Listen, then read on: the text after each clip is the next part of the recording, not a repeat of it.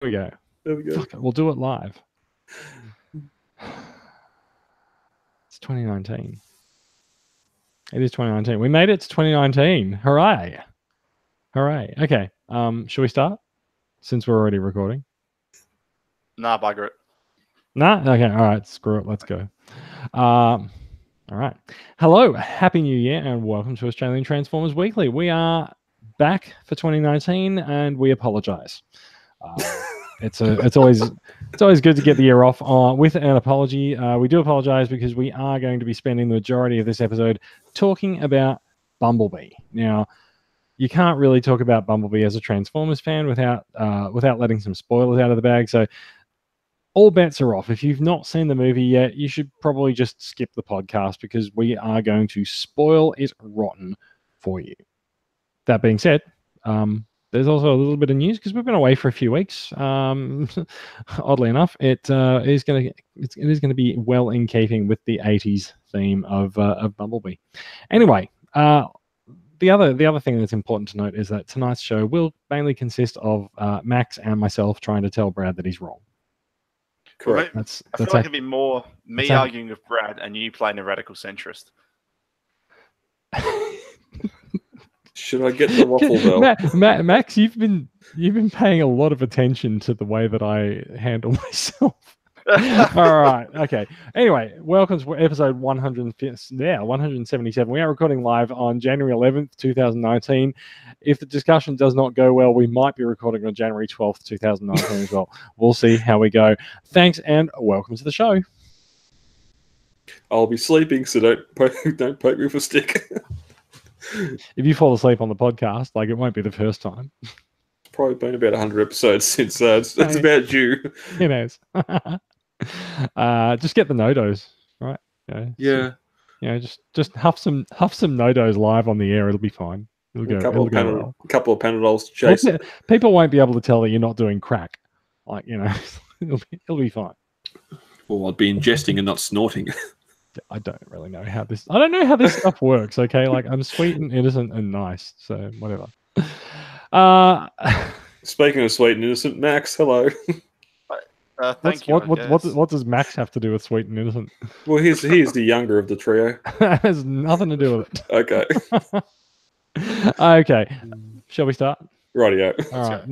We've got some outtakes for the end of the episode. You can shift some recordings around. It's all cool. Yeah. All right. Hello and welcome to the show. This is episode 177. We are recording live on the 11th of January 2019. I'm Jason. Joining me this week we have Max coming to us from Adelaide in South Australia. I'm just saying the thing out loud so that like when people who don't live in Australia hear the names of locations, they won't know where they are anyway. How are you doing, Max? I'm doing all right. I think you've been a bit of a break. Yeah, nothing's really happened. Took a bit of a holiday, went to see Bumblebee a bunch of times, and yes. Yeah, saw that a couple of times. Yeah, met up with some guys from the club locally, saw the movie. Generally had a pretty good time with it. Excellent. Brad, coming to us from your undisclosed location near your new Tesla supercharger in Barnawatta, Victoria. How are you doing? Oh, I've got nothing to plug into it. That is not true, but like it just doesn't always work if you plug some things into the superchargers. Well, that's where the curls come from. But yeah, she's been a quite Christmas and New Year, just relaxing a fair bit and getting down by the river and enjoying the wilderness. And yeah, unfortunately, I don't have much to show for it Transformer-wise, as we'll get to in new acquisitions if we have time. But yeah. So I have a new acquisition that I think I may have posted on the group once over Christmas, but it's fine. We'll get to it. Other than that, yes, no, it's been a very quiet Christmas and New Year in terms of figure acquisitions. Indeed. Max, how many times have you seen Bumblebee? Twice now. Probably would have gone again, but I've been running a jamboree for the past 2 weeks, so haven't really had a chance to get out. So this explains the destroyed tent photograph on your Facebook page. Okay. So that basically desert-looking site was where they were camping, and it was so terrible that they had a bunch of 10 to 14-year-olds drilling into the bedrock. because they Oh, couldn't good. set the tents anywhere. That's gone well. I Did they ship out any? Did they ship out any mining supplies for you? If you're going to have 10 and 14-year-olds working the mines, I think they just broke most of the drills. fair enough too. Brad, you've seen Bumblebee once, I believe it is. Yeah, it took the young fellow along to see it, and Cool. yeah, Yeah, we will get on to our thoughts on Bumblebee later in the episode. We'll just point out I seem to be on top of the leaderboard for the podcast, having come in at 3 screenings, and I do think I'm done. Like I don't think I actually want to see it again now. I've seen it 3 times. It was 3 times in the space of about a week and a half, and I'm like, yeah, no, I'm good. You know what I have seen 3 times, and I am actually chomping at the bit to see a 4th time though. What's that? Into the Spider-Verse. Oh, okay. It was fantastic, and that is one of the things that Bumblebee's had to go up against at the box office. It's had to see off into the Spider-Verse, Aquaman, and Mary Poppins. So like a nice. If this was going to be like an Age of Extinction style thing where there's no real villains of the piece, then it's just like other movies. The wholesome family films are in fact the enemy. So yeah. And Anyway, if I do believe it won the Golden Globes for Best Animated Feature this year. Spider-Verse did indeed. Well deserved, I think, too. So there'd be a lot of rewatchability happening over the last few I think weeks. there's a lot of rewatches happening, yes. The movie has been out for about a month now. This is about the time where it starts disappearing from cinemas, but I think it just got a nice little kick in the pants this week. So, yeah, see how it goes. It's definitely on the bucket list. Yeah. Let's talk a little bit about some Transformers, shall we? Like we would usually at this point be talking about bot shots and things like that in the podcast, but it is the start of the new year and bot shots is not up and running yet. So we are going to have a bit of a think about how we structure that contest for 2019, and we'll be showing off people's awesome Transformers picks in the coming weeks. But let's talk about some news now. It's the 80s all over again because Bumblebee is in cinemas. So it seems fitting that a lot of this week's news is actually reissues of toys from the 80s. So Walmart has been bringing out a bunch of G1 reissues in the US. We've had the Minibots hit Australia in Cotton On stores, but we haven't had anything bigger than that. So Walmart's had Hot Rod, Starscream, and a Devastator gift box. They've not come to Australia yet, and so what we're about to show you is probably also not going to come to Australia as well. But at some point, someone from Hasbro might get a crate of these things and put them in a store somewhere. You never know. So we are looking at one of the newer G1 Walmart reissues. This one is Soundwave with a new designation, I believe, a Condor cassette designation for Buzzsaw, because he's the gold version of Laserbeak, and I believe Buzzsaw actually originally came with Soundwave in the 80s anyway. Am I right? Maybe. I cannot either confirm or deny. Yeah. Nobody knows. Asking the wrong people. This does seem like something that I could Google, but I didn't. Well, considering the Masterpiece did, I'm guessing that's probably what happened. Possibly, yeah. So anyway, so we're looking at a G1 reissue. It does appear that this one has a single cassette door, unlike some of the Encore reissues that have been going around. So possibly a little bit of remolding happening. Apparently, there's been a lot of work done to the Soundwave mold over the years to sort of keep it in appropriate condition for reuse. I think this is the one they entirely rebuilt. Like they basically took an original Soundwave figure and made a mold like out of a cast of that figure in order to rebuild it. I think they've done that at some point to the Soundwave mold, but I don't think it was done for the release of this figure. Well, no, I mean just in I think it was done a few years ago. Yes, it's however they made this mold that they keep on bringing Soundwave back with was based off of that. Yeah. Look, that makes sense. Jason, do you not have the commemorative edition over your shoulder? Yeah, it's somewhere up there in a box, up on the shelf. Like it is around. I also actually have one of the versions of this from one of the reissue sets, but it's in my parents' place in Melbourne. So yeah, while I might say to myself that I don't actually have a G1 Soundwave, I actually do. And I've not only does this have, actually you're right, there is oh no, not on the shelf at the moment. Wait, where is he? I was going to say, grab it and have a look at the front of it. No, he's okay. No, he is back in the box. Because there's an e-hobby. No, sorry, I'm confused. No, it's e-hobby Blaster that I've got on the shelves, but it was the TFC, the Takara book style Encore issue that I've got. There is a G1 Soundwave, and there is also a Sound Blaster in that set. So I did have Sound Blaster out for some photos recently, but not Soundwave. So I'll have to get. I might get that out sometime soon and take some photos, because like everyone likes photos of Soundwave, right? Mm. Yeah. Anyway, so Soundwave is coming to Walmart stores, and probably not many places beyond that. We don't have a price according to this story, but we might be able to infer the price from the next one. So not only is Soundwave coming back to Walmart stores, so is Optimus Prime. He's got a couple of interesting things about this release. One, it's a very short box. You might notice it's very squat box. That's because there is no trailer. So Prime's trailer has gone walkies. Yeah, fair enough. And Roller's taken into the great unknown. yeah, Roller's gone. For the lack of trailer, you are compensated with 2 guns for some reason. The only version of the only version of G1 Optimus Prime that I think had 2 guns in the box was actually the e-hobby release from, I think, 2001. So it's possible that this is based off that release, but it doesn't come with the Matrix or anything like that. And more importantly, the figure is actually all plastic. There's no die cast in this version of Optimus Prime. Now, that might actually make this figure worth seeking out as an interesting variant of the G1 Prime mold. I'm not too sure.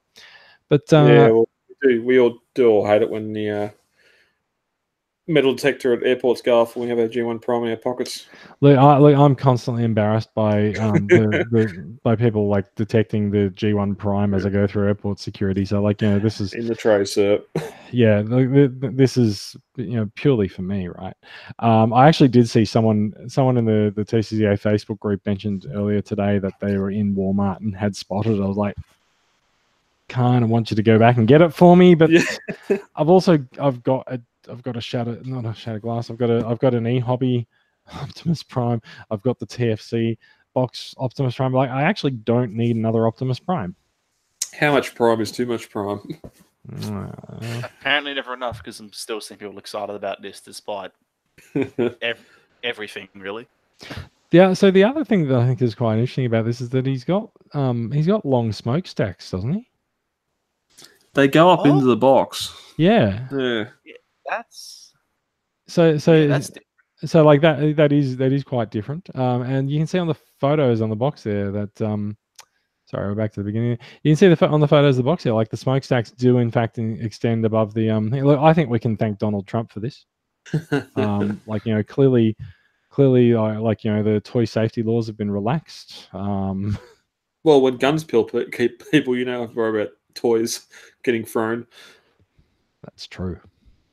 So a couple of interesting things to note about it. But like it's a nice, fresh, pristine box. It's got that classic G1 box art on it, and it's got an interesting figure inside. Now we do know that the shelf price for this guy is $50, which is up there. It's quite high, especially considering that this figure does not come with the trailer. It is ultimately something for the collectors, I think, rather than the general toy buying public. Well, and this is just a bit of a blanket statement too. When we had the mini cons up, you said on the episode, and I sort of said, well, it'd be good just to grab them, have them on display in their packaging. But you were saying that this is sort of thing you'd purchase to get out and have on display, and because the packaging's not really authentic.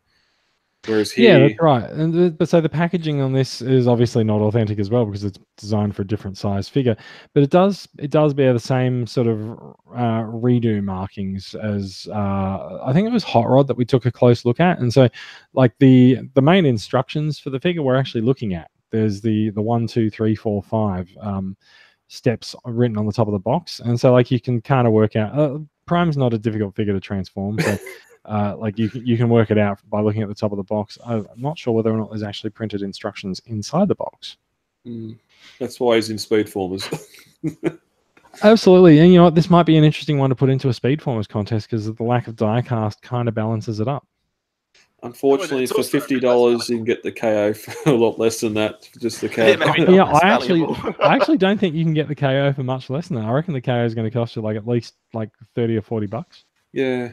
Yeah, but you get the whole lots, that sort of thing. They haven't, no one, like, up until this date, apart from the Hasbro Target MP1, none of them have come. Thank you, Blitzwing, Astro Train. None of them have come with the. Say hi to Starscream as he goes past. So everything comes with the trailer until now. So yeah, interesting. Wow. Jesus. How close do you live to the line? About a K&a-half. I thought it actually went past your place. Well, it's over there a little bit.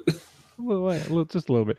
Like last bit of G1 reissue news is there are 2 more Minibots coming along. We had Swerve in the first wave, so like it makes sense that we get Swerve's mate Gears. He's going to be coming out now. Gears is probably one of my G1 Minibots that I'm quite fond of. I think I had Gears very early on as a kid. I think I kept that figure for a long time. And so same thing with Warpath. So very, very fond of Warpath. So like Gears and Warpath, I will be definitely looking to get my hands on these guys when they come out. Hopefully they'll hit Cotton On as well. As we mentioned, the big boxed ones, they've not actually been seen in Australia, and we've got no idea if they're actually coming here or where they would go, given that the Minibots ended up at Cotton On. It's a little bit crazy. Anyway, yes. G1 reissues, what's your feeling on them? Max, you seem quite into them. It's not for me, but people seem really happy about them. I've never understood it, to be honest. I just like, for me, the appeal of owning a G1 figure is that it came from the 80s. But I guess for some people who actually, grew up in the 80s, this holds weight beyond just being a vintage piece. It would instead be there's a memory associated with that. And that seems to really hold a lot of weight for some people. So I'm glad they're doing them. Brad? Oh, stuff like these little guys. I've got a couple of Warpaths, and it's just they're not hard to find for $10-15 online for the originals. So I don't. That's true. I think a lot of the Minibots are some figures that we're not exactly short on. Yeah, and that's just loose. Even Prime, you can get a Prime cab for bugger on eBay. Yes, it's going to be missing fists, and it's not going to come with 2 guns, which that's going to have a lot of people selling off the second gun and flooding eBay off that market. But if only it come with a second set of fists as well. But it's just good to see that they're going back and sort of touching on some of these earlier figures. I just wish they wouldn't do it with new figures as well. You wish they wouldn't do it? Yeah. What do you mean? Oh, Siege doing all the G1 figures again. Oh, but they're not the same figures. They're characters. They're not the same figures. Yeah, but they're the same. They're not the same figures. All right. Okay, fine. You find me the Warpath that is looks exactly like his G1 figure in Siege, and we'll talk, right? Well, okay, no one wants a Warpath that looks like his G1 figure. I do, because like I love Warpath and G1, but yeah. Wow. Fair enough. Wow. It's kind of funny actually. My Warpath impression is kind of half G1 Warpath and half Cat from Red Dwarf. But anyway, let's move on. There's so the reissues are going to be coming. If you are into these guys, you can probably find them on eBay before you'll find them at Australian retail. But I don't know, we might go might poke Cotton On and see what they've got to say about getting these other ones in. Now, we did mention at the top of the show, we are going to be talking a lot about the Bumblebee movie during this episode. So here, is where that begins. So there is going to be a series of Bumblebee movie figures released in the Studio Series line. This was known for some time. I think we knew this, and I think we forgot it at some point last year. Like, we knew that the Bumblebee figures were going to be sort of merged into the Studio Series line, and we do have a little bit of news about that. So we've got to look at the deluxe version of Shatter that's coming out and has been placed dutifully on a Lego background for some reason. And I think the general consensus when these pictures came out is that they look bloody terrible. And also, it's really nice to see that someone is browsing in incognito mode in there, because this is a screenshot from an Android phone. So Studio Series Shatter did not set the world alight and is apparently quite mistransformed, which is why it looks like a piece of crap. That we did see a post in the group earlier this evening showing what the figure looks like for real, but I couldn't bring that up because it's a video. And when looking at the figure for real, it does look a lot more impressive than we've seen here. And look, if I'm honest, I think the Lego backdrop doesn't really help either. No, it does make it look a lot less. Not to mention the fact that the thing's just entirely inaccurate to the movie. Like, so I believe that head is very much based on concept art. Yeah. Like, I can't get a close enough look at the head to see really. It's a battle helmet. My understanding was that this is sort of based more on the look of Shatter in the movie before she acquires the sort of the extra parts to become the triple changer. So it's just the car mode. Although I think if we go back far enough, I think the car mode is the car mode is not too bad. Although I'm pretty sure it looks fairly accurate to me. Yeah, it looks good. I reckon it looks alright. If you got one thing to work at that. Yeah, that seems right. Apart from its size, that is way too small. I mean, it's like the little kid's car next to the is that next the to the big MPM barricade though? I hope so. Or is that a Studio Series? I'm pretty sure the Studio Series barricade. Does Studio Series barricade even exist? It's coming. It's basically just a. Yes, no, I think that's an NPM. Because the deluxe one shrunk so much over the course of the film. So if that's a deluxe, then that's like a scout shatter. It's an interesting choice of weapon, Ned. Doesn't really seem to fit in with the rest of the figure at all. I actually wonder if that gun is even something that comes with the figure, because the Studio Series figures don't generally seem to come with weapons. And if they come with them, they're generally, accurate to the movie. Yeah. I think that gun might be a plant. It's something from the Lego set. Actually, I think you're right. I think it is actually from the Lego set. Look at the front of it. Yeah. It looks like an upside down Lego man head. Yeah. All right then. Yeah, I think the biggest issue for me with this is that, Studio Series has often been typified by having, taking these jumbled messes of Michael Bay designs and making them work as coherent transformations. Brad, hold on, Max. Brad, you actually don't need to single-handedly defend the Bay films. It's okay. You can let Max speak. It's fine. I have love for them as well. There are things I don't love though.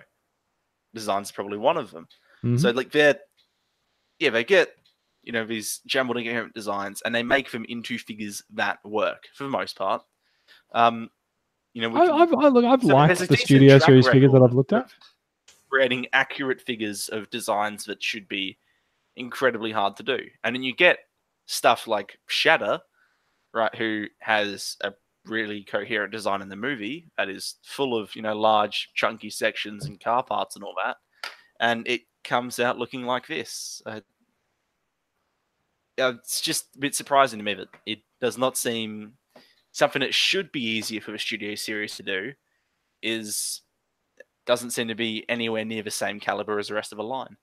I think a closer comparison should be to its partner Dropkick, which we got at the end of last year, where that helicopter mode looked fantastic, and having seen it in hand now, it sort of lacks a bit in detail, but for a deluxe figure, it still looks pretty good. And that's them achieving that, even though, yes, it's not a triple change, but it's achieving that that robot to helicopter mode pretty good compared to the other sort of helicopters we've had in the past, like evac and that have just been wireframe bots. The thing is also, I'd never expect him to make a triple changer. Like, Cybertronian triple changer, Unicron trilogy, IDW style, whatever. Yeah, that's really achievable, and companies have done that really well. A movie triple changer where it's from like a real car to a real jet to a good-looking robot is nigh impossible. I don't understand if I can do it. They're welcome to try. What's the rule with triple changes, right? One mode always suffers, and if you're gonna do a movie bot, you kind of don't want one of the modes to suffer. So I understand why they don't do them. Well, I reckon both alt modes would suffer to form, to generate the robot you need, because that's the character. Correct. All right, let's move on. There is one other Studio Series reveal that we are going to talk about before we. I know there's a couple more actually, but so again, Bumblebee spoilers. Optimus Prime does feature quite heavily. Well, not quite heavily actually, just a little bit here and there. He's sort of the MacGuffin of this movie. He is. That's quite right. And there is a new Optimus Prime figure coming in the Studio Series, and compared to his on-screen likeness, it's kind of a bit of a looker. I'm really wondering whether or not they've retooled their existing Optimus Prime mold quite heavily for this, given the sort of the ab area. But yeah, look, he's looking quite good compared to his appearance in the movie. And there's that photo that's been doing the rounds there, and there's another photo shoot that we've got our hands on from, I think this one's from T-Formers. So yeah, he's quite poseable. I think he's even got some ankle tilts happening. Yeah, he's looking quite. He's even looking quite clean in his alt mode. Look at that. Yeah, one of the more coherent truck modes I think I've ever seen on a Prime. Yeah. Look from the front looks a little bit. So Optimus's appearance in the movie did seem like it was close, but not quite what we're used to for a G1 Prime. So and I think this does match that. Yeah, but yeah, his truck mode is a little bit different to what we're used to, and so the cab's a little bit more squat, and it seems a little bit taller than we're used to with the sort of the thicker stripe on it. So this does match that quite nicely, I think. Yeah, they went for a Freightliner, not a Kenworth. Boo. Probably couldn't license the Kenworth. Well, yes, I imagine it's considering, because you think if they're gonna keep one of the two things, it's gonna be they'll keep the truck mode, right? Because robot mode, that's where you want to have some artistic license and play around with it a bit, and then you retain that truck mode. So a licensing thing is almost certain here. I was just thinking that making the cab this massive block of plastic is probably the most advantageous for the transformation process. Yeah, maybe. Oh, yeah. Yeah. I'm sure it's looking pretty nice. It definitely looks like a good figure. There's no question there. To be honest, I just struggle immensely to be excited by it because, I mean, you could almost call the downside of having all these G1 designs in Bumblebee is that you get to a figure like this, and yeah, there's some differences, but ultimately it's just another G1 Prime. Well, guess what? Last year, the Power of the Primes one coming out and looks a hell of a lot better, and it looks more G1 than this, and it's probably going to go on your classic shelf, where this you're probably going to maybe movie shelf if there's going to be some more B figures come out, but it's pretty limited at the moment. There's not that many choices. I know. Look, anyway,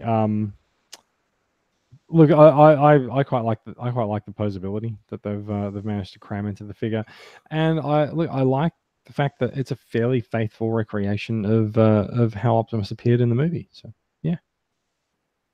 Anyway, as to this guy's release, what's his designation? He's Studio Series 38, and there he is. There he is posing with Bumblebee. I guess Bumblebee might be a little bit small, but doesn't seem too out of scale. So yeah, we should be seeing him come up in the coming months. He is number 38. What are we up to at retail here? It's like 25 or 26 or something. Brawl Megatron. I have Who no knows? idea. Who knows? All right. Now, last couple of things. Also from the Bumblebee movie, there is so 3A has started doing these little DLX figures. They're about 10 point something inches tall. They're articulated. They don't transform, but that's okay because they're a licensed figure. We don't expect them to transform. So this guy got announced this week is the Blitzwing DLX. He's as you can see on screen there, he's 10.6 inches tall and he's got 51 points of articulation. It looks really good.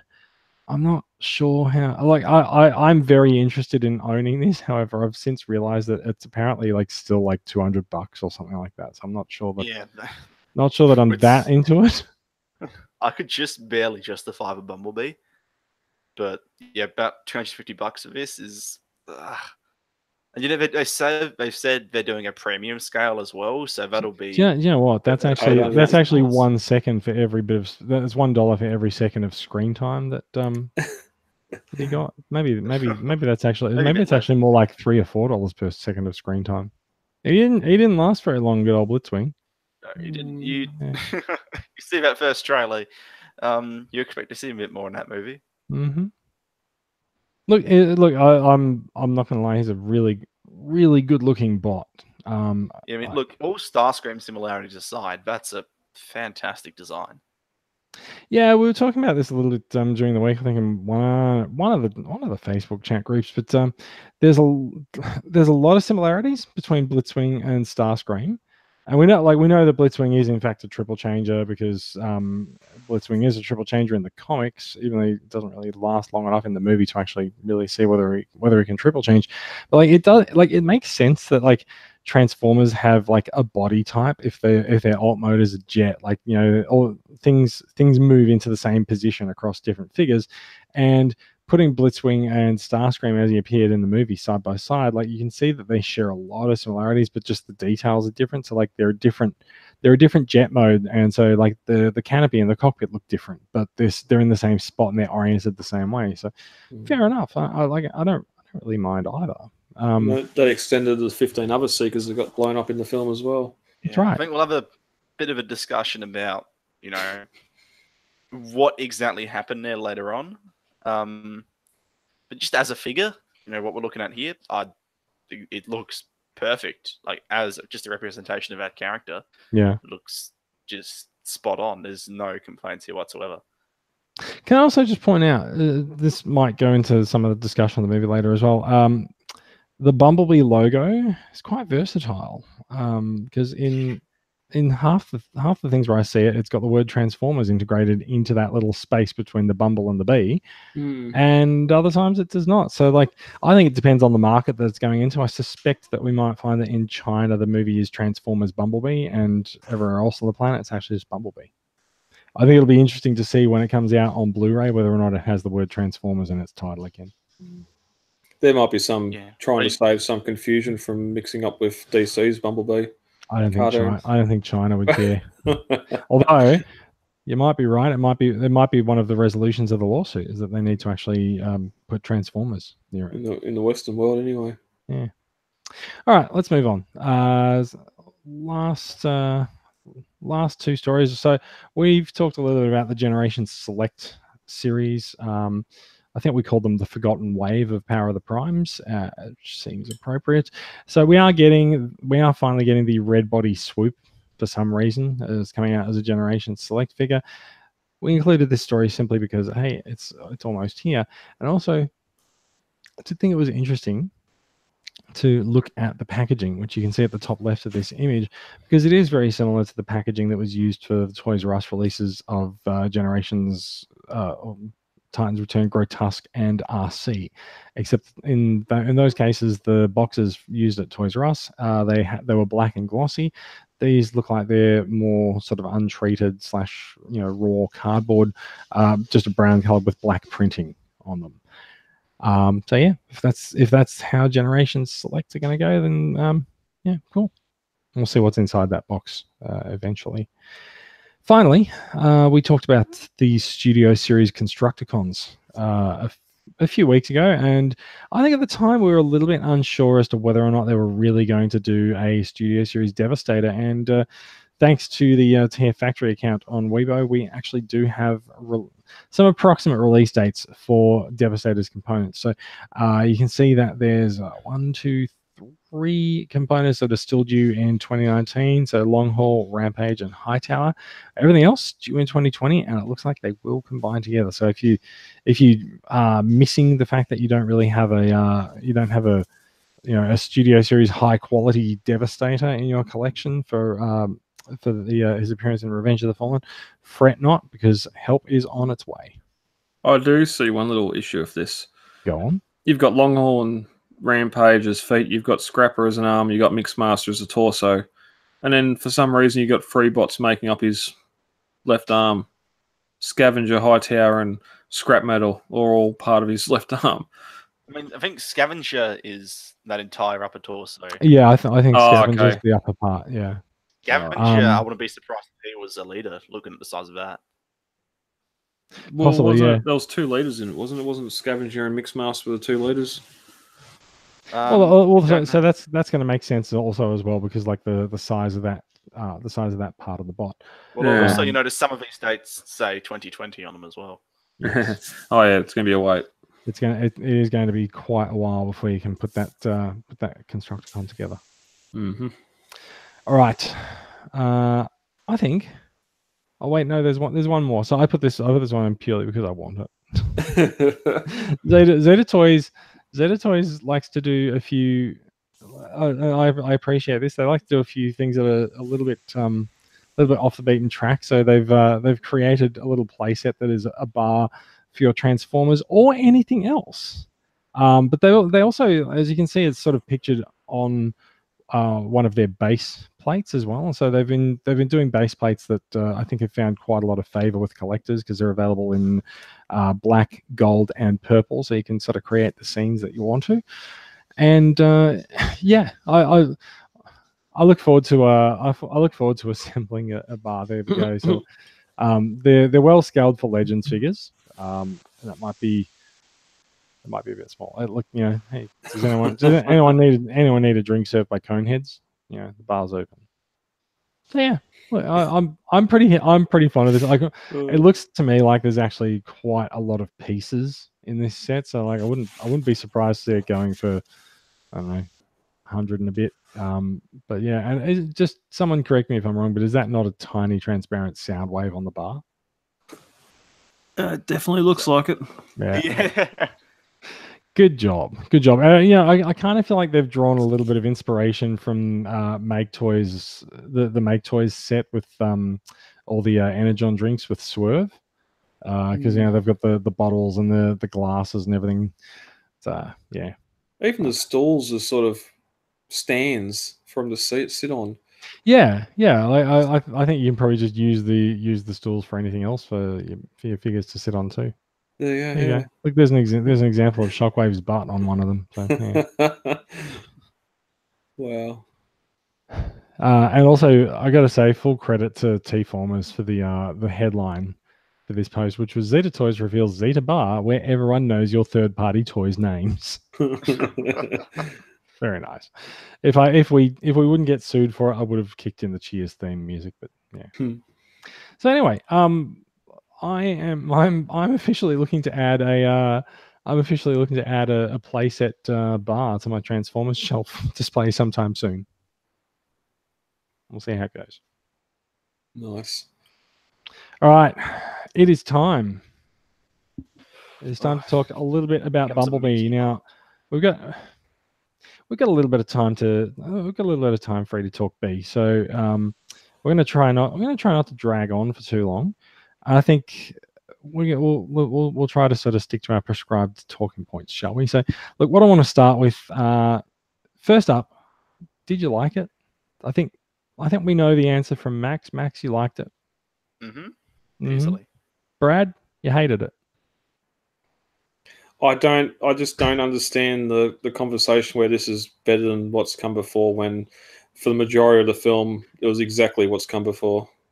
So okay, all right, but that wasn't the question. No, The question was, did you like it? No, I wasn't a big fan of it. Okay, cool. So we've talked about how many times each of us have seen it. Like I'm a little bit over it. I don't want to go see it again. Max, I think you're up for seeing it one more time. I think. Yeah. I enjoyed it more the second time around, so I want to, Look, I think digest it a bit. I think that's worth pointing out as well. Like, so let's park that for a minute. I did ask everyone to give me a rating or a score for the movie ahead of the podcast. Brad, you've not given us yours. What's your rating out of 5 for the film? 2. 2, yeah. Max, you got it's okay. You don't have to scoff at someone not liking the movie. That's not a scoff. It's a just like mark. I said earlier. That's fine. Yeah, that's fine. Yeah. So give it Max, 4.5. Yeah. Cool. That's quite a high mark. I've given it a 3.5 out of 5. I do think it's above average. I don't think it's great. I think it's good. So we're gonna go through. We're going to go through why each of us think these things. I wanted to bring in the ratings first because I do want to point out that I enjoyed it more on subsequent screenings, and I don't think that necessarily makes it a better movie. And so I've tried to be careful with my rating, and I think there are legitimate things that could be improved with the movie, and we'll talk about a little bit of those. So, how do you as Transformers fans, how do you break down a movie like Bumblebee? Because there's going to be a lot of people who simply walk into the cinema, watch it, and just go hell yes, and then leave and love it, and you're never going to be able to change those people's minds. There's going to be some people like Brad who go into the movie and just go, "What the shit is this?" And you're never going to be able to change Brad's mind either. So, look, I think I want to start by sort of breaking things down. We're going to talk about the characters in the movie, and we're going to talk about some things that we liked, some things that we didn't like, and maybe some of the sort of wider meta discussion around the movie there. And we're going to try and do that inside 30 seconds. No, we're not. It's going to take us a little while, but I'm going to try to keep us a little bit more on track than we usually do, and try to stick to the talking points. So I want to talk about some. I'll fetch the bell. Yes, let's talk about some characters first up. So the human characters in the movie, the major human character is of course Charlie, played by Haley Steinfeld. What did you think of Charlie, and what did you think of Haley? Yeah, no complaints whatsoever. But it definitely easily more compelling than Shire. I don't think you need to I don't think it needs to be a comparison to Shire. I think it's just a case of did she do a good job with the role? There's been so much of this being compared to the movies that have come before, but I think we actually do need to assess, is it a good movie on its own merits rather than just in comparison to the Bay films. In that sense, I'd say, I think she played it much better than I expected, legitimately good. And I thought she was an empathetic character. There's a sort of story of going through an event, whatever that may be, that, changes you as a person, leaves you in a vulnerable position. And then finding some form of purpose is something that a lot of people would be able to find something to relate to. And I think that's So you're referring to Charlie sort of still recovering from the death of her father. Now, how long ago did you think, according to the movie, that that had occurred? Because I got the impression that happened when she was about 15 or so, and so it's been about 3 years now. I got the impression she was still in school, and so that she was still it didn't, and people were still talking about it. So it felt maybe it was more recent than that. It felt like a couple months ago to me. It was around the same time as when the tape stopped happening, when that last tape was being viewed, because that's when she stopped diving as well. Yeah, so it I feel like it wasn't that soon that recent because she had finally decided to clean up her room and throw out her swimming trophies at the beginning of the movie. And so I feel like it's been a couple of years perhaps, because also her mother has sort of moved on and met someone else and is very comfortable with someone else. So that kind of thing doesn't happen that quickly. Shouldn't happen that quickly. Yeah. True. So look, I thought that Haley was probably like one of the best things about the movie. I thought so.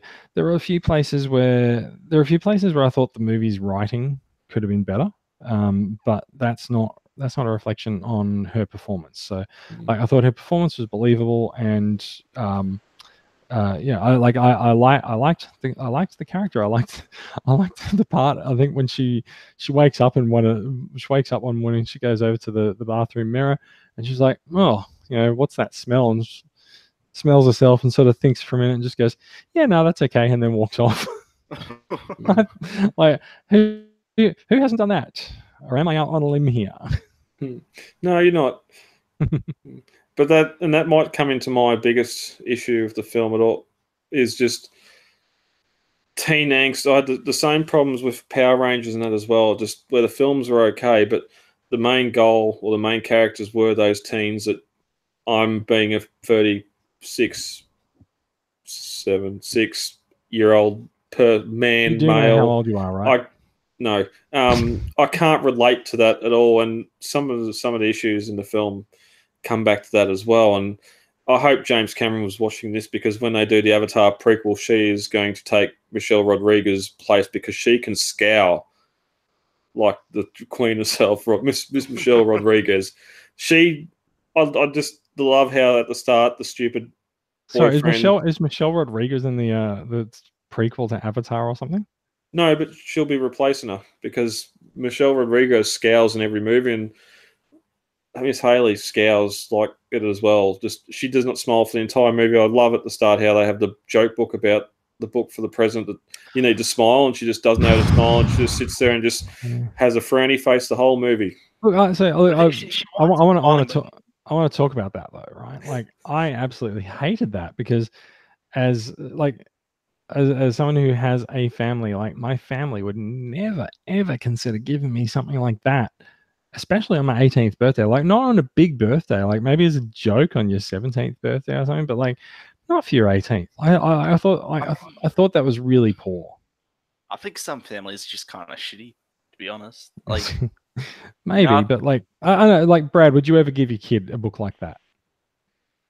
No, but would I also ask, is it more shitty than driving your son through a Porsche dealership and offering him a Porsche when no, he's not going to get one? That's straight. That's Not straight out of. sure. That's that about straight one out of the of. other movies? That's Yep, not that's this straight. movie. That is It's not straight this out of the movie. other films. The whole parents in this film is horrible. It's probably my worst thing about this entire I think film. it's because it's because it's a kids movie at its core. No, they are horrible. All right. Cool it. We've only talked about 1 point on the Okay, list. let's go through this like formulaically, so we can not ramble on for ages. Well, we don't have to. What about Burns? John Cena. Did anyone see him in the movie? I did a couple of times. I think I'm the only one who enjoyed seeing him, to be honest. Yeah, I didn't mind at all. Like, I know he's always been seen as the hero in WWE and that, and here he's trying to have a more villainous role, and it's sort of. I wouldn't call Burns a villain. No, but it's sort He's of an it's hard to antagonist. see his hard to see his motivation. Yes, he gets blown up and and all that, but it's sort of his constant wanting to just shoot the shit out of everyone, all the Transformers. He's a realistic guy. He's how people would respond in real life, I think. Shit, it's a giant robot, kill it. There was a point when so Max and I watched the movie before Brad did, and Brad was live reacting in the ATW chat as he was watching the movie, and there was a point where Brad's just gone, "Oh shit, B just killed Cena," and it's like I know exactly which part that was, because that was the shootout outside the warehouse where B's just like, backhand him, yeah, off you go, and like I did think at that point I was like, oh god, is he actually all right? Because like it was like the one time that Bumblebee's like, physically assaulted a human, as opposed to like just blowing shit up everywhere. But it was just like it's kind of funny. Like there's a bit of a dichotomy in how they present Bumblebee at different points in the movie, right? Like when he's standing on the beach and he's capable of like patting Charlie very delicately on the head, yet he can't pick up a can of Tab without destroying it. And so you by the time you get to this point in the movie, you're like, oh yeah, no, Bumblebee's like seriously heavy, and like that like Cena really flew, like, or Burns really flew when he copped that hit, and of course, I thought it was amusing that they used the same swear line in this movie that they did in the original '86 movie. Two characters said "oh shit" a couple of times. Yeah, but good. I like stuff in the initial fight scene where Cena's Hummer gets flipped and destroyed. He has a deforming scar in his head, yet he can get flicked by B and not have a single scratch. Look, so much of cinema these days is written in shorthand, right? Like there's like Charlie's parents are a bit shit, so that by the end of the movie, when they have a lovely moment, you're like, oh, they've made up and everything. It's like no one really puts the effort into writing a lot of these relationships. So like, I did think that it was hilarious that the only thing that Cena came out of his, I keep saying Cena, the only thing that Burns came out of his original confrontation with Bumblebee is there's a scar. Yeah, it's like there's a scar, and he doesn't like giant robots. Like, fair enough. But like, especially I think because this movie hewed a lot closer to the cartoons and sort of cartoon portrayals of things, and so it's like, oh, he has a scar now, so clearly he's survived his trauma, and he's now a gruff grizzly military man. Brooding. Yes, brooding gruff military man. The other thing that I need to point out is, and like, so I fluctuate so much on the writing in this movie because some parts I loved, some parts I hated. Burns gets a lot of credit because he is the only character in Transformers lore ever to actually sit down and just go, hey, these guys are called Decepticons. Maybe they're not telling the truth. Like, he's the only character who's ever thought to say that. So like he does get a lot of points in my book for that. He almost serves like an audience self-insert type thing. He's like one realistic character in an absolutely absurd world. Yeah. Look. Anyway, look. We'll talk a little bit about some of the reported changes to his character during the sort of reshoots of the film. We'll talk about that a little bit later on. Let's move on. Mimo, the character who is reading a GoBots magazine just before he meets Bumblebee. Quickly discards it into the bush in what I thought was an absolutely hilarious scene where he's standing there and suddenly sees the girl of his dreams and just throws whatever he's got in his hand away so that he can focus on what's in front of him. Before we talk about him on his own, did anyone see what was on his shelves in his room? There were figures. I think it was old. It was old toy. I think some of it was like really old Toy Biz Marvel stuff. I thought they looked like rocket ships and stuff like that. Yeah, I don't quite remember. Well, he definitely had the NASA posters and not only like rocket posters on his walls and that. But yeah, just it might have been somewhere where you could put some of the old original Tin Men or Transformers before they were Transformers figures on the shelf to not have them as part of the universe. But no, he was a complete psychopath and he should have been killed. He was a stalker. He was stalking her through the whole movie. We don't know how old he was. Stalking her. He was older than 18, and he was stalking her. No, he wasn't. He was just one of that chat. Stalking. He broke into a house. Oh, he didn't break in. He just opened the door and walked into it. He didn't break into the house. Bumblebee broke the house, and he went into the house. Right. Yeah. I don't think it's fair to say that he's older than her. I think he's the same age as her. Did they? Yeah. It's also presented as a lot less mature. Yeah. Yeah, he's almost shy-ish, but... I was just waiting for the scene where Charlie gets Bumblebee to crush the school bully's spine. Yeah, fair enough. So I thought Mimo was okay. Like I kind of feel like I don't really buy the chemistry between them sometimes. Like, it's just sort of like we've got two actors and put them together and on screen and like they might work. The one thing I thought was really weird, and like I'm so unlikely to go for this in a normal movie. I actually thought it was really unfair at the end that Charlie and Mimo didn't get to kiss.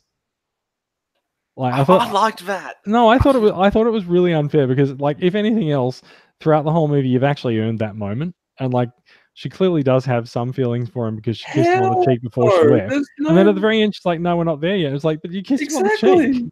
It's kind of Yeah. weird. You stalked me for half the movie and then come in when my giant robot's causing havoc, and then do some yay through the sunroof, and then no, that's not how love works. Do some yay through the sunroof. Look, I thought the relationship between Charlie and Mimo like seemed to fluctuate quite a lot. I did sort of like the fact that I liked the fact that Charlie's the stronger character. Mimo's a little bit ineffectual. You know, at the end, he's like, you know, I'm going to hold these guys off, and then they just drive past him entirely. There was this nice moment where they finally sort of pushed Cena's character into the comedic part at the very end, where he rocks up and he's like, "It's too late, kid. World's already been saved." But he's standing there, and you can clearly see a gash running from his wrist to his elbow, and he looks at it a couple of times and is like, it's like, how are you not bleeding out? There's a wound on your arm the size of I think Grand that's Canyon. I think that's part of why he stayed behind and he was so woozy at the end, is because he's lost a lot of blood. Yeah, probably. But no, I was getting some bad creeper vibes off him for the whole start of the film. Very, very quickly, other human characters. School bullies. School bullies. No. Buddy, huh? That's Paramount. That's the other. That's the other films. That's what? School bullies. Yep. School bullies. What about them? Straight out of the first 5 movies. The first 5 movies had school bullies. Had really maybe the second had one over characterized. So I didn't really care for the school bullies. Like I thought the cliff sequence was a bit crappy. And then to come out and call out your dad's dead, like why? You don't. She's already got a problem. She doesn't. But what a great payoff though. Hold on. Just go back because, like you said, like you know, what a terrible thing to say. You know, calling out the fact that he has that. Have you paid attention to kids these days? Kids are fucking horrible to each other. I don't know. I don't know what happened when you went to school, Brad. But holy shit, kids are terrible to each other. I punched her in the face for it. I've seen enough on Facebook now. But yeah, but that didn't. I've just spent the last week running a jamboree. Kids are evil. Yeah, evil. No, kids are evil. I didn't like Ron. I thought Ron was a tool. Didn't like Ron. I did like the fact that so some of the humans around Sector 7, like we had a young Simmons. I loved it. I thought that was really cool. Yep. Most of the other humans didn't really care for, like Powell. Don't care.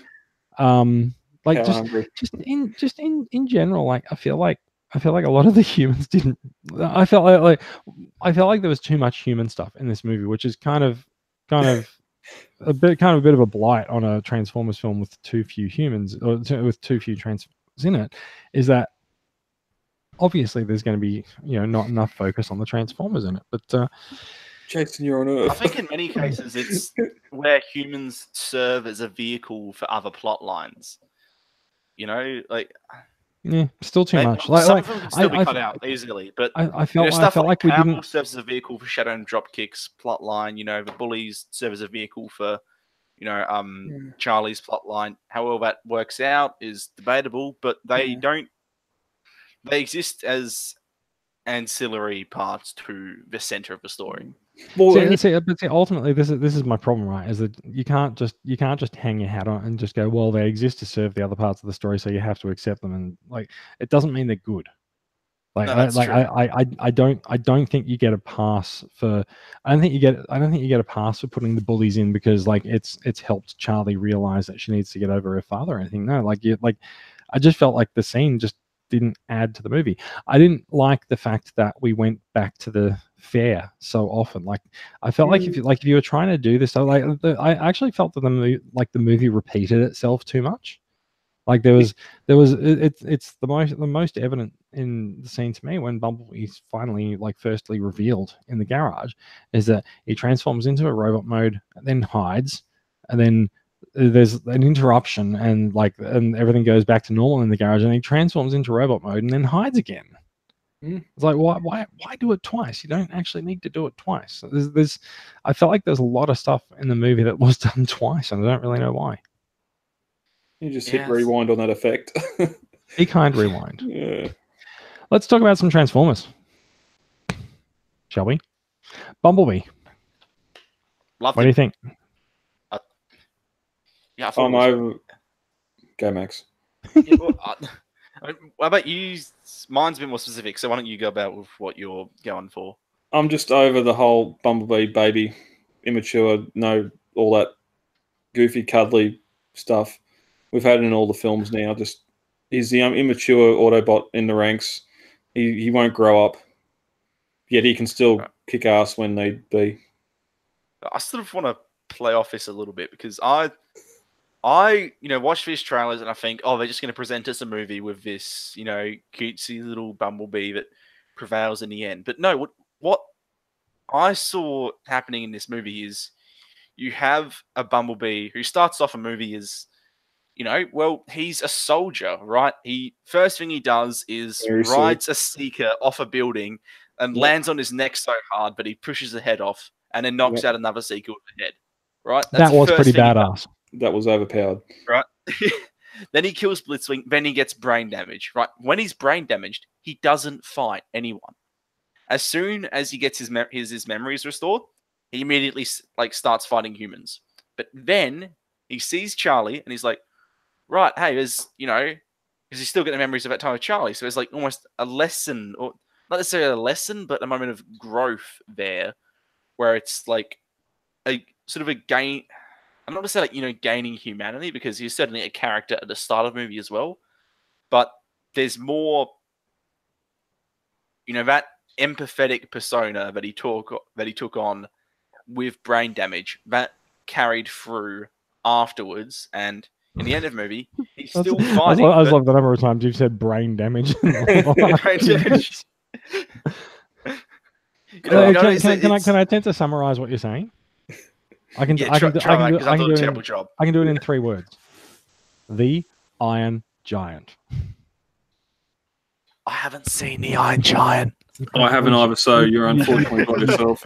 You probably need to, because the sort of the Bumblebee waking up scene was straight out of the Iron Giant, and it is one of the best animated films ever made. So it's great. Go on. I know that scene is at it, but does the Iron Giant do the same thing where he gets a brain damage and everything? And well, so I can't remember whether or not he's learning or if he's actually damaged and repairing himself. But he is a weapon. So yeah. Plus extra bonus, you can say more than I am Groot. Yes, true.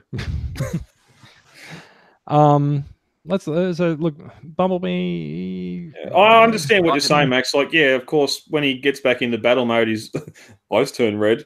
And badass Bumblebee. Yeah, he can go badass, and the power of friendship compels him to stop. But it just we've seen it in every other film. We saw it in the last one as well. Yeah, we did. Yeah. We saw Bumblebee wake up Nemesis Prime in last night as well. Yeah, and even just going back to the whole attacking the bully's car and stuff. Well, it's no different to when he got jealous about Stinger and Age of Extinction as well. You can't be better than Bumblebee and just start kicking the shit out of a car. I actually want to go. I do want to talk about that. All right. That was actually the scene that actually made me laugh out loud. Was when so they're trying to teach Bumblebee how to egg someone's house, because like we said, the school bully was nasty to Charlie about her father, so get a bit of revenge. So Bumblebee sort of destroys all the toilet paper and they lose it, and then so they give him some eggs and he goes over to her car. I like the fact that it just gets out of hand and he's just rubbing the eggs all over her car, and then before you know it, he's jumping on the car as well and just destroying the car. And at that point, you're just like, oh, that's a little bit more than property damage. It's great. Funny and cathartic, and ultimately in a movie that is intended to be for older fans, that nostalgia is there, but it is a kids' film. And that's sort of scene. There were kids. I want to talk about a lot of the issues. Where you talk about the bully stuff and the stuff with cutesy Bumblebee and all that. Right? There were the first time I saw it, there were a couple of really young kids in a couple of rows behind me, and they were just laughing their heads off the entire way through the movie. Yeah. I'd Yeah, say, I've heard that as well. Yeah. and My son was telling I me as can't well. gauge how successful it is as a kids' film based on the reaction of two kids who were sitting 10 meters away from me. But it seems like, to me at least, it succeeds there to some capacity. Well, I think we can agree it's not Minions. So it's already True. got He one is up. the right color, however. But Yeah, yeah. Well, there is that So, emphasis with yellow. so as far as Bumblebee's animation model goes as well, like clearly they spent the most time animating Bumblebee throughout the movie, and Ooh. I think it's interesting that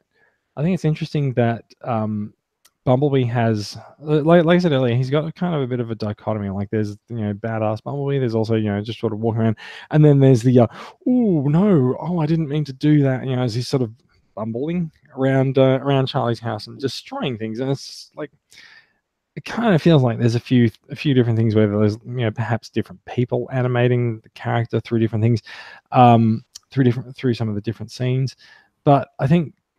I think the strongest parts of the film are just sort of when it's just Bumblebee and Charlie on screen talking to each other. Like we've got this image up while we're talking about the movie in the podcast, with Bumblebee crouching down and Charlie sort of looking up to speak to him, and like I think this is probably one of the more powerful images that the film's presented. It wasn't even in the film, but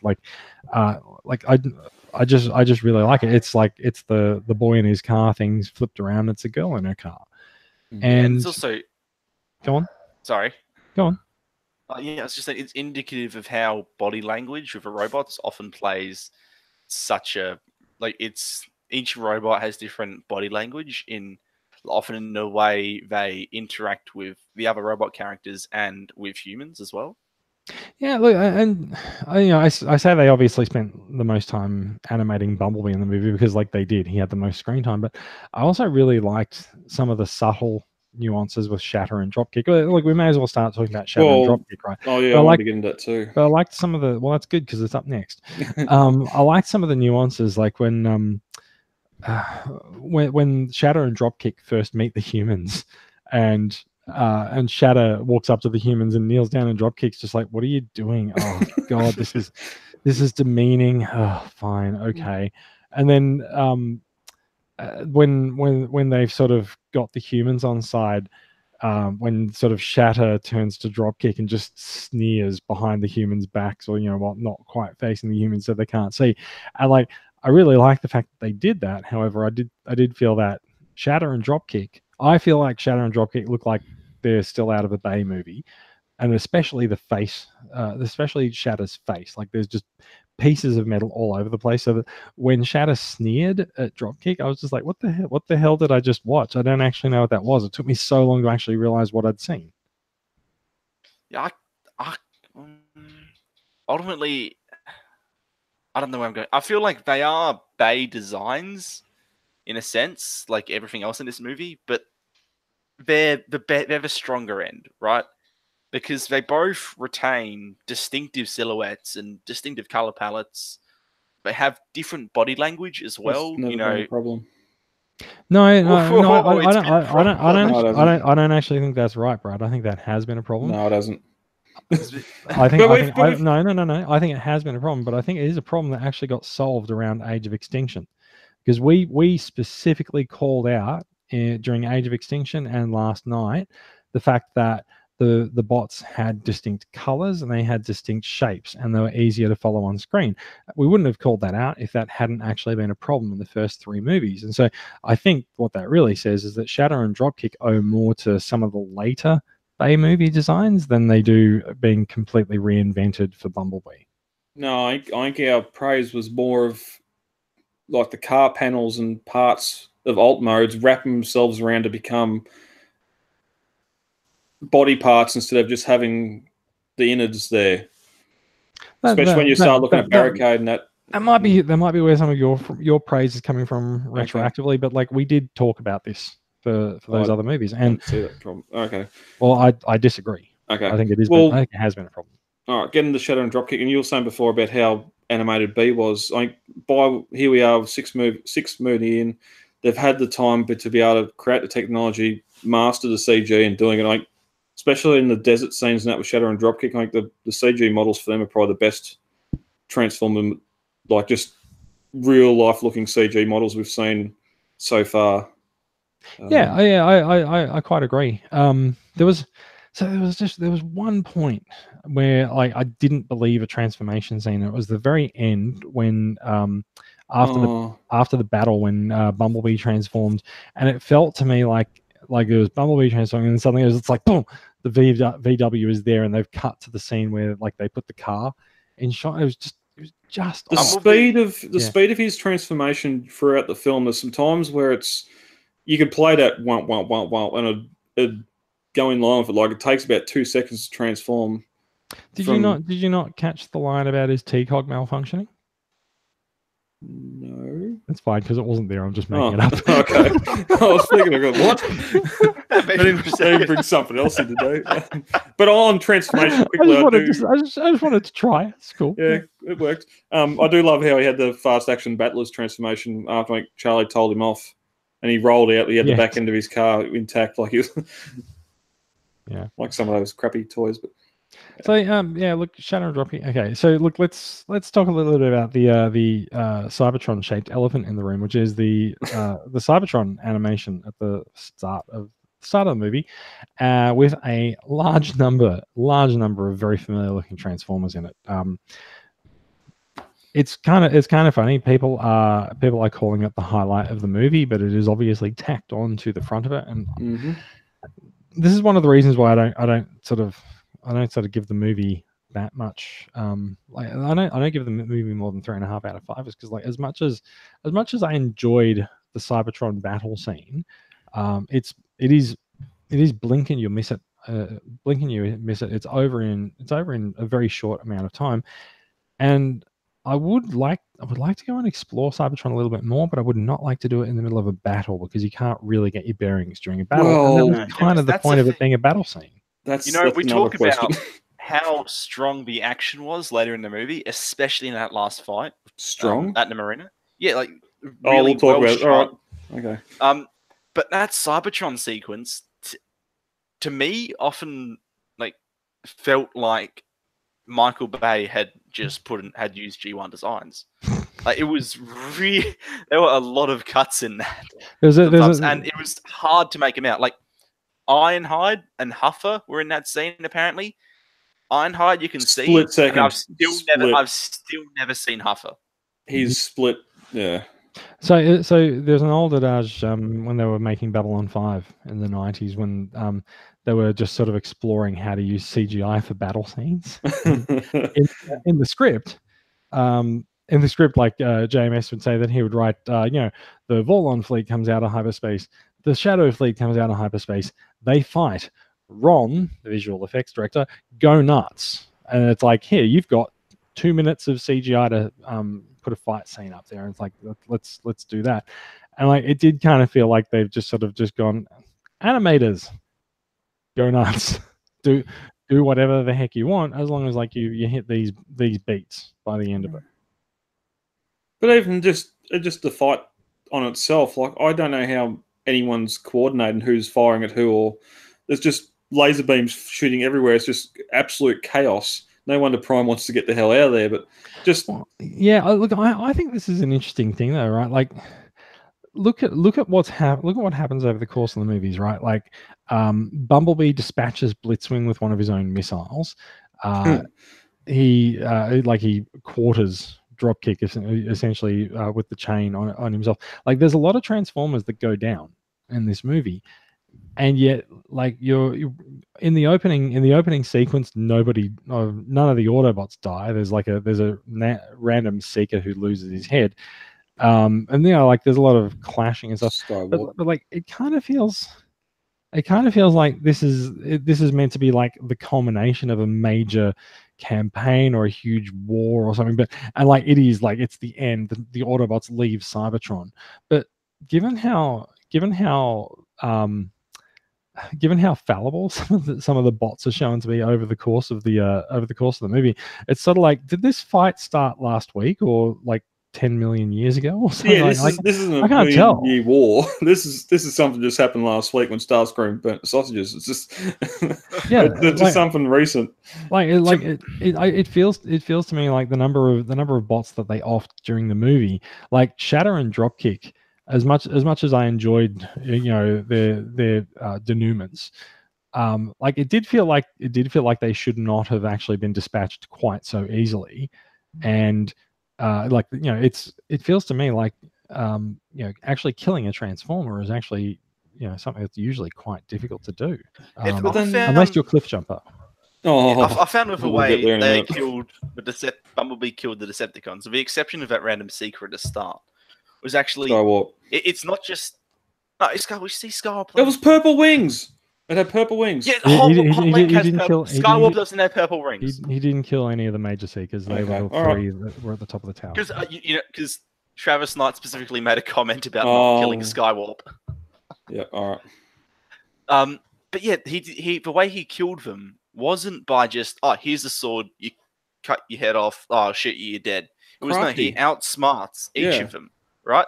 Rips Mitsubishi off, jumps away, blows them up, throws a chain in the rotors, forces them to transform, pulls the chain, right? Even Shadow digs the heels in at the end. Yeah, like he's the reason they show Cliff Jumper's death of all characters is because Cliff Jumper uses the same model as Bumblebee, sans the head, right? So you show Shadow I like and how you say sans, like you mean without the Was head. it? Sans Yeah.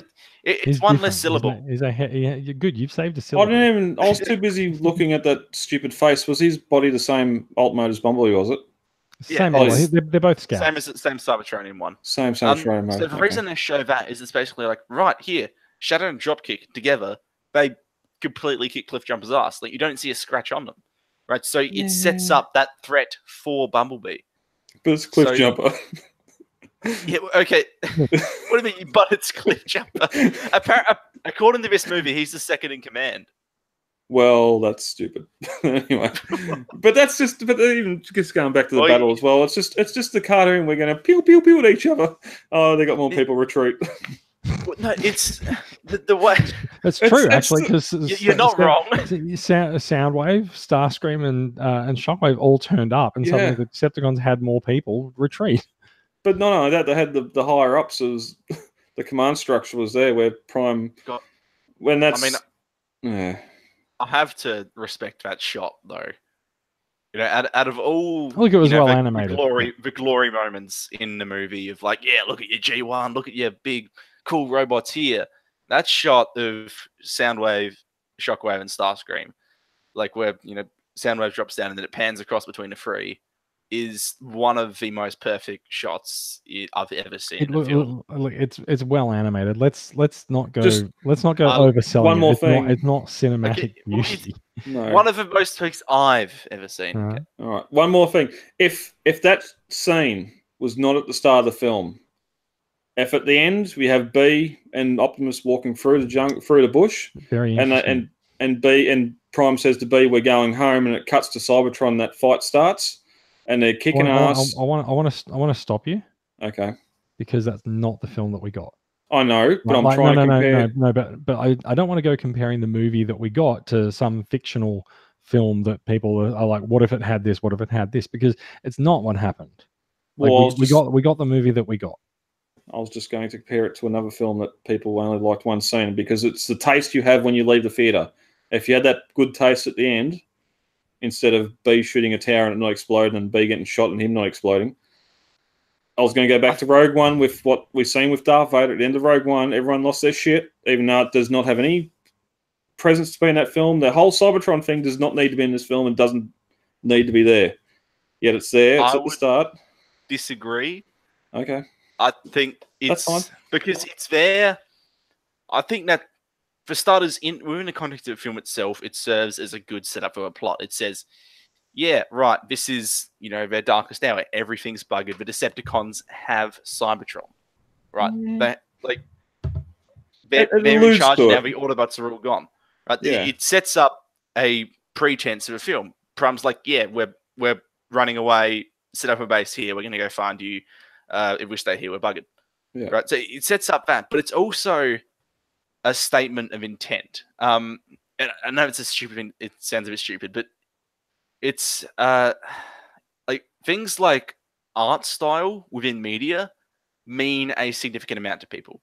And so I know you and I have often criticized, over the last few months, how much G1 is just everywhere now. But a scene like that it serves as the filmmakers sending a message to people in the cinema that, like, yeah, we hear what you're saying. Right? It's not going to be this film. Yeah, no, it is this film because it cuts back 3 separate times, and in the final, like one of the final shots of the movie is the film going, "Yeah, we'll give you some more of this." Right? So Did I see the same end of the film as you did? Apparently no, not. You may have been asleep. maybe you left her. Oh no, I didn't leave early. I waited for. Yeah, okay. So in the final shots, Max is referring to Optimus and Bumblebee driving over the Golden Gate Bridge and then That's walking not through. Cybertron. Then walking through. It doesn't matter if it's Then Cybertron. walking- No, I walking- thought you said they returned to Cybertron 3 times. You've completely misunderstood Max's point. I thought you said they returned to Cybertron 3 times. Sorry. Okay. They return to the G1 style stuff. Oh for yeah, Cybertron. yeah. No, definitely Prime. Yeah, okay. So it refreshes that in your memory. So, it hits you with a big whammy at the start of a film, but it keeps reminding you as the film goes on, to interrupt some human stuff to go, hey, remember this G1 Prime? Hey. Don't forget, let's play the touch. That's another thing. So that meant nothing to anyone in the cinema except the older Transformers fans. All Mark Wahlberg fans. Yeah. Mark, Boogie Nights. Don't worry about it. okay. It was Boogie Nights, right? Am I wrong? I don't know Wahlburgers. I don't know. Anyway, Crying bad out joke. loud, you drop a reference and you've only Bad got joke. half of it. Yeah, yeah. Okay, so I think what Max is really saying is that it is more of a statement of intent to the filmmaker saying to the cinema goer that, hey, this is actually different to what you've seen before, right? When we don't have the same robot designs, and I think also given the news that's come out today that like the last night actually did make a loss for Paramount. I think it's important that the filmmakers actually do get to make a statement to the public that it's different. We have been paying attention to your feedback, and here is something that's different. How different it is? That can only come out of what was redone in the last couple of months before it was released. I agree. Yeah. No. I agree. Right, like the Cybertron battle scene was clearly added in the last few months. We know that it didn't exist from reports that we've had about the test screenings, and so as Max has been saying for like the last 6 months, that like halfway through the development of this movie, they made a decision to bend it more towards a G1 style, and they've had to wear certain things as a result of that decision. This is one of the things they made that decision, and they've added this part that is completely different to the rest of the movie onto it. It's only a few minutes. It's only the animation that they could afford to do. But they've added it in, and they've done the best that they can to tie it into the story where it goes. It happens a lot during reshoots. Because that's one of the big things that people need to remember is this coming out of the same writer's room as Transform. That is absolutely not correct. We've talked about this, and you haven't listened when I've talked about it. This was written by Christina Hodson. She was in the writer's room. It is correct that it did come out of the writer's room, but the film is written by her. It is not written by the committee. Yeah, that's fine. But this was in pre-production, ready to film when The Last Night come out, so it was already going. It's not the same writers. Okay. Just saying, this film was going full steam ahead when The Last Night come out, so they couldn't just turn around. Yeah. This isn't a reaction to The Last Night doing so badly, apart from whatever reshoots have happened. I think possibly earlier than June, July this year. When they did the reshoots, there was knowledge that they needed to do something different. Last Night tanked last year. Now, this was written around 2015, 2016. And so it's been in development since then, and I think you find it's not as simple as they halfway through they decided to change things. I think this has been on the boiler, and they've been making changes to it. Yeah. But Christina's also come out and said, yeah, no, like broadly, it's the same movie that she delivered back then. Yeah. So they did want to do a prequel that had Bumblebee on Earth in the 80s. They had Charlie. They probably had Shatter and Dropkick. But whether or not it would have looked exactly as it was, we don't know. This is what it looks like now, and it is what it is. Yep. I feel like we've spent a lot of time talking about the stuff that we were going to talk about for our favorite things. I think we've also talked a lot about things that we think is bad. Like, is there anything else that you want to call out as like your favorite parts? I would say probably the just love of transformations in the movie. It was something that I noticed beyond any of the other movies, really. You know, Michael Bay often seemed to feel almost like he was ashamed of the fact of the central conceit of this franchise. No, I don't know if that's really true. Like, the part that frustrated me with Bay's filming and transformation sequences that in the very early movies in the franchise, the camera wouldn't keep still, so you couldn't really get a good look at the characters transforming. I did feel like that was addressed. Definitely not by Age of Extinction, but I felt like it was much clearer in The Last Night when characters were transforming, and now they've gone back to. Well, the thing stays, and yeah, like there was a lot of camera moving around when Bumblebee was transforming initially, with like the overhead shot, with Charlie being underneath. But I think we've seen more Transformers transforming in this movie than any other. Oh, my question. Yeah, and it's used. It's not just that they have these money shots of, hey, here's Blitzwing transforming, where you can see everything moving, and you've got the sort of speed line style thing in the background, or you have the money shot of triple changes transforming, but it's also the transformations are used as like part of the action, right? So you have that thing like ripped straight out of the Jazz and Skywalker fight in the original opening sequence, where Bumblebee gets thrown onto the ground by Dropkick. He turns into a car, spins around, uses that momentum to launch into Dropkick. Like right at the end, Dropkick gets kicked off, so he turns into a car, drives up the side of a dam, uses that momentum to turn into a helicopter, and then shoots B. Yep. It's consistently used as... it's used creatively rather than as a necessity. Well, even when they leave after killing Bumblebee, they drive out in the dock in car mode, then transform to fly off. Like, where before they'd just walk off, transform into alt mode. There are a couple of places where the triple changing aspect appears to be unnecessarily played up. Yeah. I think it's just because Travis and I just said, I find it cool. But we know that there are points where like he's run out of money for scenes, like he said that, especially with the animation at the start. So like where that scene where they transform into their vehicle mode, they drive 50 meters and then they transform into their air modes and fly off. It's like it's a little bit unnecessary. Same thing when they were approaching the some of the humans. No, not the humans. It was when they're approaching Bumblebee for the first time and they're flying in, they transform to the cars and then they transform to the robots. Like, what did you do that for? I think it's just... you're going to spend the money on those extra transformations where Shadow shoots Bumblebee point blank and presumably kills him, yet he's got not a single bit of battle damage on him at all. And then Bumblebee's riddled with battle damage. No, there was definitely... I thought that in the first time around, but I don't think it was a real shot, because I checked again, second viewing, and there's definitely like a hole in one of his chest panels. Okay, all right, I didn't see that. Can we get to a couple of the plot holes? Sure. The sense of time, I don't think Blitzwing followed B from Cybertron, and he was one of the bots on Cybertron in that initial scene, because they seem to be able to travel incredibly fast.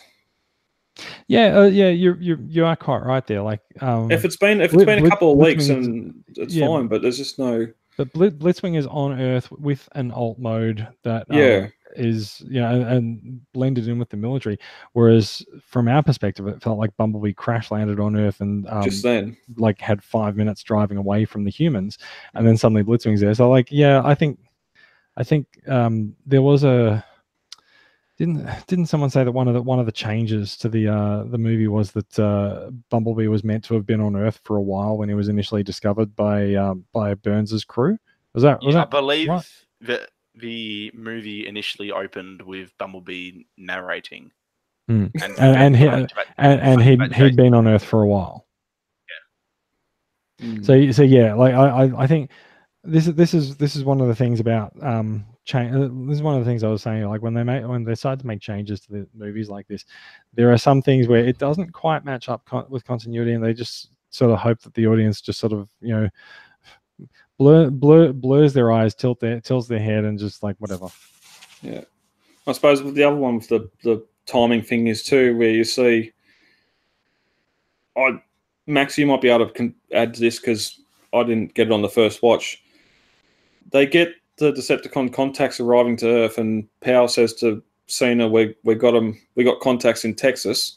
So they roll out from Hoover Dam, which is nowhere near Texas, and like they head to Charlie's place in San Fran to meet her there, or to meet Shadow and Dropkick. But there's no communication with them whatsoever. They all of a sudden just cuts to them in the desert meeting them. Do you mean when they initially land on Earth? Yeah. Well, they don't go to Charlie's house then because there's no point. But there is a point where, because Shadow and Dropkick decided to drive up north, so like they've kind of met them halfway, right? Well, they know they got to go to. Yeah, they've got to go to San Fran, and they're going to go across, so they're going to meet them somewhere. But it's just that whole meeting under the power lines. I think it's fair to say that like the passage of time is perhaps a little bit fungible in the movie, and like like I said, like it is kind of like it's kind of like a cartoon. It's written in a little bit broad strokes. It's like you don't need to see the characters make the journey to understand that they've made a journey. Like it's kind of boring. Like what are you going to do? You're going to pan across Burns a couple of times, looking frustrated, driving or something like that. It doesn't add 5-hour road trip. Yeah, it doesn't add anything to the movie. It's like they moved out, they intercepted. Here's what happened. Like, and these I don't think you need that much, but yeah. No, and these are by no means nitpicks, because these same things happen with Revenge of the Fallen, and people dog the film for it. So they can still be nitpicks. It's fine. Okay, yeah. Like you've called them plot holes, they kind of are nitpicks by definition. Go on. I not having all. I was going to say not having Bay His. That might be a fun thing. Like, especially when Blitzwing explodes, it's like, ooh, CG explosion. There's no gravity to it. When you say they don't not having Bay, like, I mean, his name's on the movie. So, yeah, I know, but do they not have him? I know, but just yes, explosions, but there's a gravitas to something exploding. That you can't get I think you mean a gravity, or like like not gravitas, like yeah. Yeah. And just we mentioned before when he destroys the car, there's that scene, and then when he's getting chased by the police and completely destroys that car, there's no repercussion, is there? Yeah. It's just we're going to get away with whatever we want to do, and it sort of leads into what was that other note? Well, him being able to do, like one stage, it looks at the speedo, he's doing 70 mile an hour to evade the police officer. Yet at the end, when he's trying to evade Sector 7, it's the slowest, most boringest car chase in history, with a sedan, with a Woody sedan, swerving stupidly in between them, and that's got to be the single worst action scene in a Transformers movie, period. And I've fallen asleep during the '86 movie. So you also brought up something that I thought was quite a good point. Charlie's family is poor, yet they live by the ocean. Yes, like Alcatraz view of seaside San suburb. Yeah. Yep, all that. Even though they probably don't own the land around it, they've got. Look, it's the same. It's the same thing as in terms of Friends. How do they afford the apartment? I don't know. Yeah. So anyway. Yeah, look.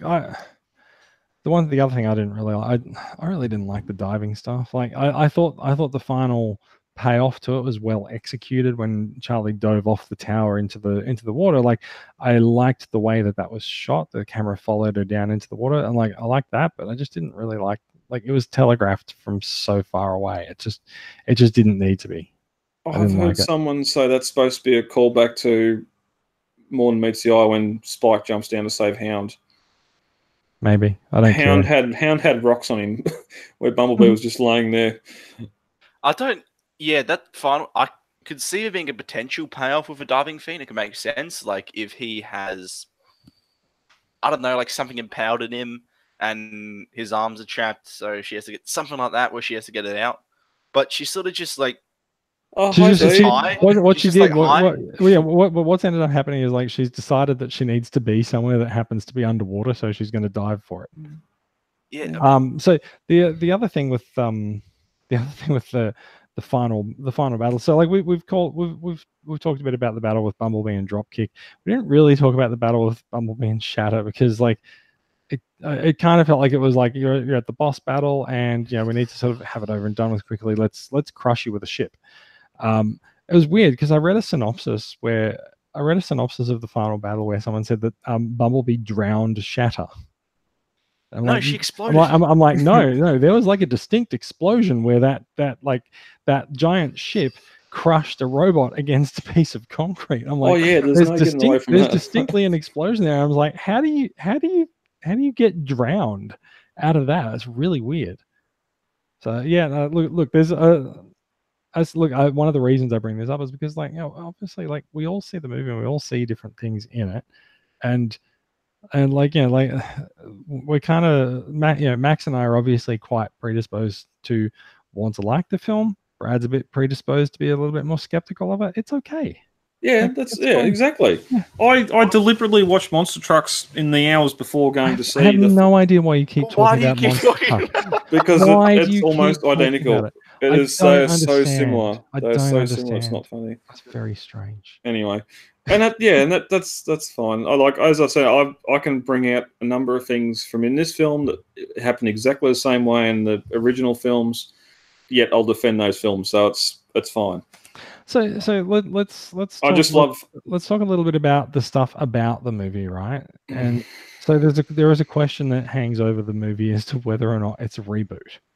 And I think it's a reboot. I don't think you can very cleanly get from the end of Bumblebee to the start of the 2007 movie. But I also think that, like, considering that the Transformers franchise reboots itself every few years, I think rebooting the cinematic franchise after 10 years is fine.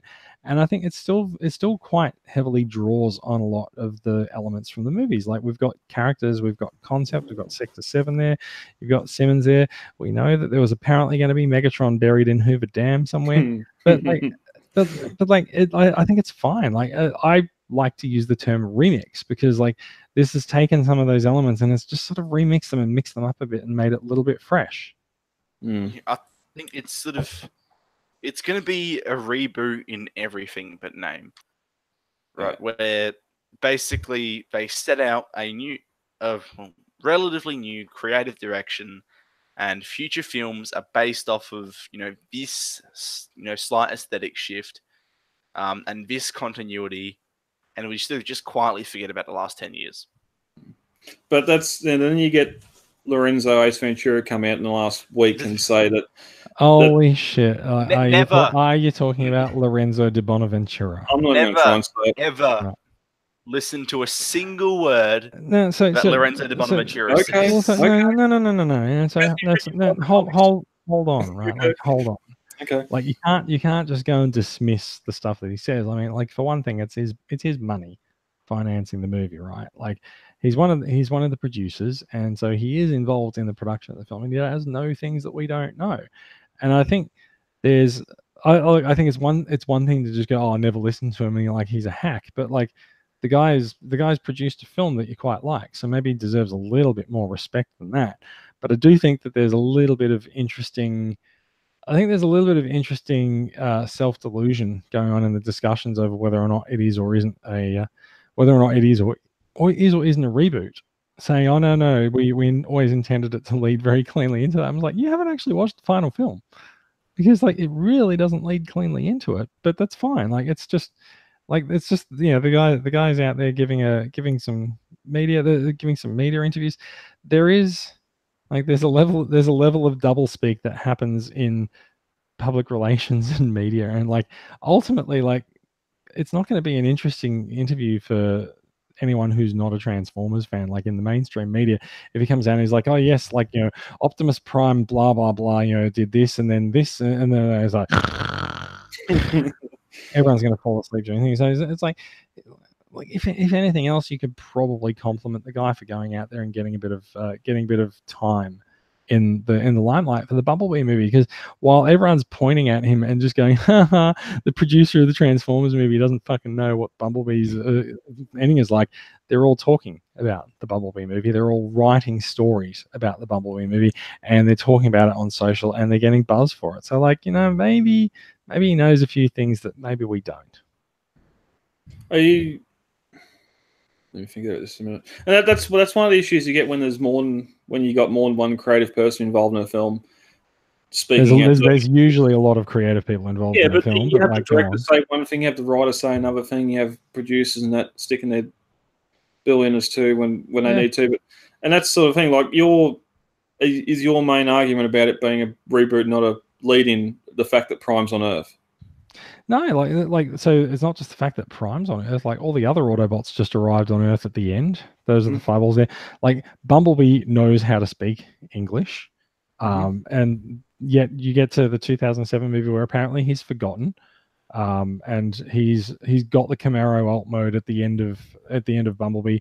Yet he discovers the Camaro alt mode in 2007. It's just like you cannot cleanly link it. Like people will be like, oh, but then he did this and this and this and this and then this happened and this happened. It's like that is not probable at all. He's talking to Prime through his radio, isn't he?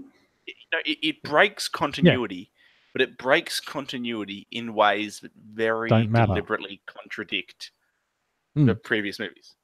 But it doesn't matter that it broke continuity. Like, who cares? Just leave it be. Leave it be. It's a reboot. Leave it be. Yeah, that's what I mean. It's that it's breaking it so it tells you it's a reboot. Yeah.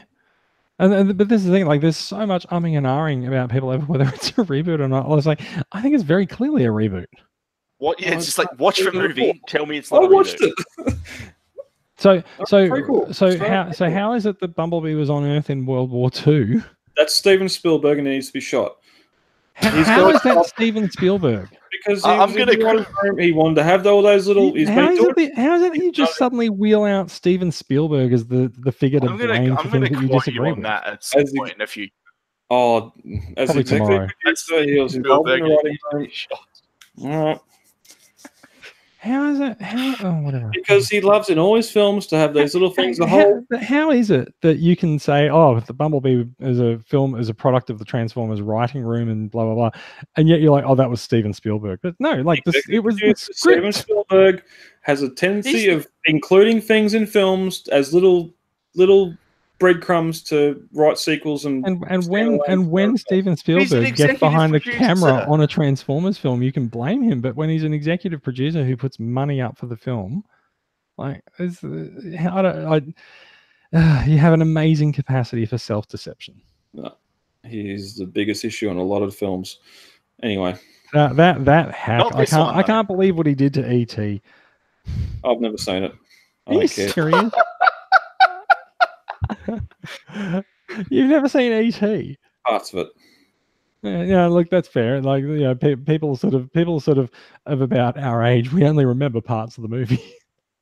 But again, I didn't grow up you've probably actually sat through the whole film and just don't remember it.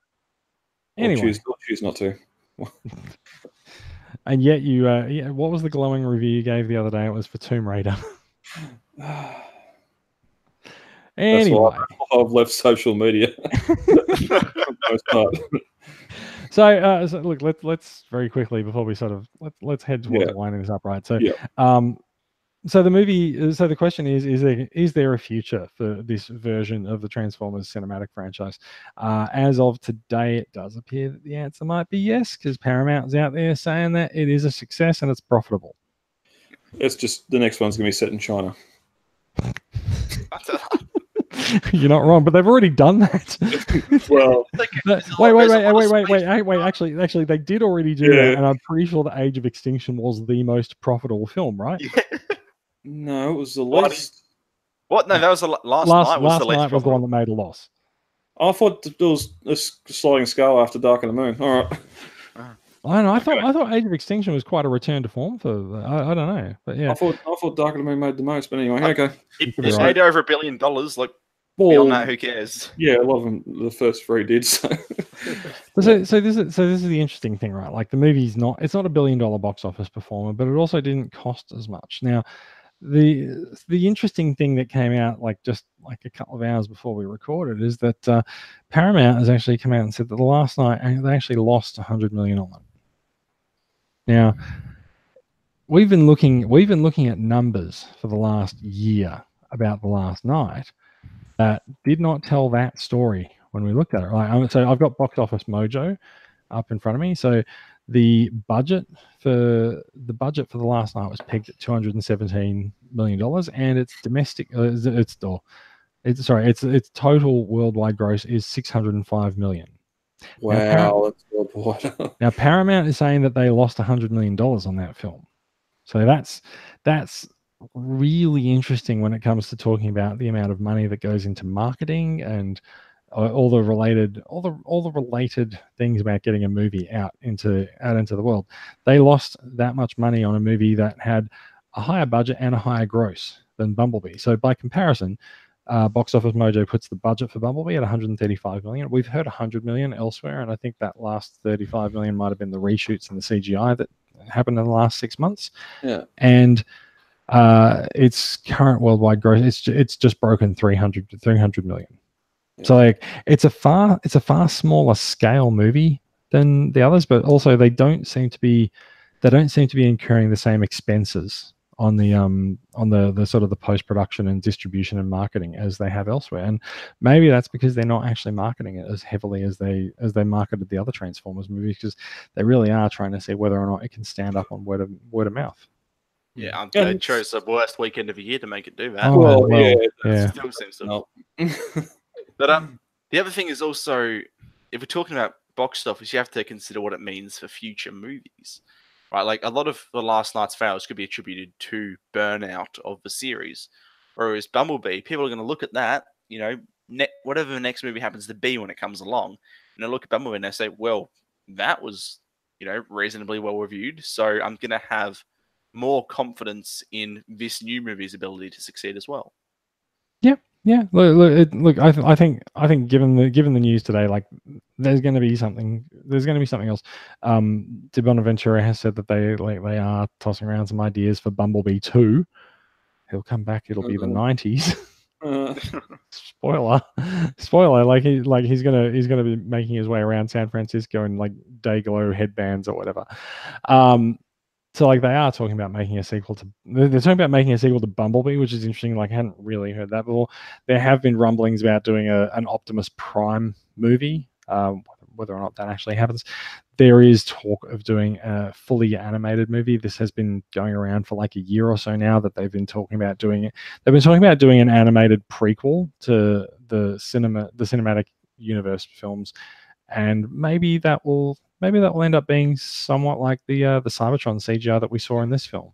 And like if they don't have to completely like redo the designs, like that actually saves them quite a bit of money on that. Yeah, also according to Bonaventura, like that movie is in production at the moment, whether that's, you know, pre-production or writing. Yeah, in production is sort of like, you know, they've decided to make it, and people are working on producing the movie. They don't actually have to be filming it and stuff like that, right? Yeah, so it means it's in. It's going to happen. Yeah, Prime isn't in production. No. Cybertron is. And there is apparently, they say, so he also said the other day that they're also planning another major movie. And so when he says major movie, it does sound like he's sort of talking about a sequel to The Last Night. So I don't know. If he does that, that's a way to not make as much money, I don't think, because that's you know, that's like making. Maybe it's like maybe the whole thing's going to be like a bait and switch. They're like, oh, people didn't like Last Night. Let's give them something different, and then let's get them back into the franchise, and then we'll just go back to what we were doing before. Yeah. Hey, remember how Unicron's Earth now?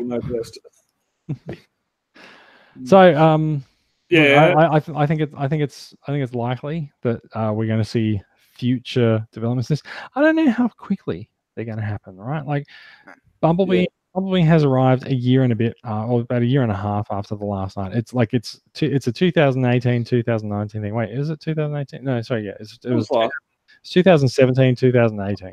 It's 2019 now. Yeah. But like it was a like this is the 2018 Transformers movie, and then they were going to do the animated movie and then go back to Transformers 5 or Transformers 6 in like 2021 or something, or 2020. And so like it's all a bit up in the air. Like they say it depends how well Bumblebee does. Bumblebee has now officially done well, and so now they sort of need to have a few meetings, have a few chats, go away, put some plans down on paper. I think it's going to be a while before we see another Transformers film. Like it could be 2.5, could be 3 years. And that's the thing. Don't Star Wars it. Just space them out. If you're going to look at a smaller budget like this one, to all those people that hate it, you're going to have more human characters, and it's going to be on Earth because the budget's not going to be able to do with space and keep on doing Cybertron stuff. It's going to be on Earth story, except for the animated Cybertron set film. Yeah, yes. Or on a near Earth landscape with Prime somewhere else. But it's just, dude, it's small stakes. A couple of Decepticons trying to call home. ET call phone home. Just. Yeah, you've described Bumblebee again, but sure, okay. Yeah. So look, yeah, that's what I'm saying. Though, like the stakes in this film were two cons trying to get home. It's not Cybertron coming to eat Earth. It's not the Fallen trying to destroy the sun. It's just it's simple. It's a simple. Yeah, I appreciated the narrow focus of the film. So yeah. I think we're done. I think we're about done. Like, we talked very briefly about some of the changes that apparently the movie went through. One of the other things we alluded to, apparently Cena's character was much more of a hard ass originally, and then they softened him up in reshoots. And apparently that is also one of the things that doesn't quite connect, is that sometimes he's a little bit angrier and nastier than he is for the rest of the movie. So yeah. All right. Does anyone wish to add anything? Should have had the guns out. Okay. What was he wearing a vest? He should have had the guns out. Arnie would have. Yeah. The 80s. Arnie and Stallone are in the cinemas. He should have been pumping iron. All right. I think we're done. Does anyone have anything to add on Bumblebee? The last couple points I had were like 4 named characters, robot characters. And then I was going to drop a spiel about Blitzwing, but then I think it could basically be summed up as, we don't know what happened. we have no idea. We can, you know what? I have 4 issues of the Bumblebee prequel comic sitting in my bag, and maybe I need to read them. I think once you read them, it'll be solve anything. Yeah, they're not canon in the slightest. Well, we've discussed before about that. What exactly happened there, where Travis Knight said he's going for G1, then all of a sudden we got Blitzwing. I think we can add Cliffjumper to that pile of WTF as well. Why? His face is worse than Drift in AOE, and you've got Cliffjumper's face was pretty shit. It was people wanted G1 faces, and they got them, and they hate them. Unless you want some weird liquid metal thing, you want like a T1000 wearing a robot suit, then that's what you I think we're in the weeds. I see we were getting that before. All right, we're in the weeds. Let's stop. All right, we're done. Bumblebee is probably gonna keep happening for a few years' time. Let's see what happens later in the year when some more proclamations will be made. Who's got new figures to show off? I got out of Bumblebee and went to go to my local Target to buy the Studio Series Bumblebee, and it's gone. Yeah. So nothing. Max, got anything new over Christmas? Nope. Basically just been doing Jamboree stuff for all of the New Year so far, so I haven't opened anything. Fair enough. I am just popping open something that I acquired over Christmas. This is a gift. A gift from one of my mates for Christmas, and it won't open. It won't open. Why won't you open? There we go. I have a I have a Mighty Muggs Starscream because he's super cute like this. And when you put the way that the new Mighty Mugs work is that you push the head down and the face this is changes. a reboot. Yeah, wow. this is a reboot Mighty Mugs. Like he's angry Starscream, and then he's neutral Starscream, ruler of Cybertron. Then he's scared Starscream. So like, Yeah, I just think it's just so cute. I think it's probably like turn a little bit more, but yeah, like I said, it's just cute. It's like such a gimmick. But the other thing about the new Mighty Mugs is that the body shape. Where's my camera? The body shape actually is the same as the old ones. Like they do, the body shapes do look like the old Mighty Mugs, and then they've just got the giant head with the little bit of head wear, and then the rotating facial expressions. So, like, it's cool. They're pretty cute. I like it. I appreciate it. I'm guessing that's a feature on all of them. The head swapping, the face changing. Yeah, that's the thing. Like they're called Mighty Mugs. Like it's all about the face. Yeah, well, the original ones didn't All do the that, heads. but that's a good little callback to animated Blitzwing, if I do say so. Sure. Not. Probably not intentionally, but yeah, like they're called, like you said, they're called Mighty Mugs. Remember the original ones did have giant heads. That was the intention, but yeah. Yeah. So yeah, that's that's the only thing I've acquired in recent times. Actually, that's not true. I did get an RID Legion class Cyclonus that was broken out of the box. Oh no. Yeah. Oh well. So yeah, that's about it. I have been holding off on getting a Revenge of the Fallen Studio Series Megatron over. I'll just present it to everyone. Stop presenting.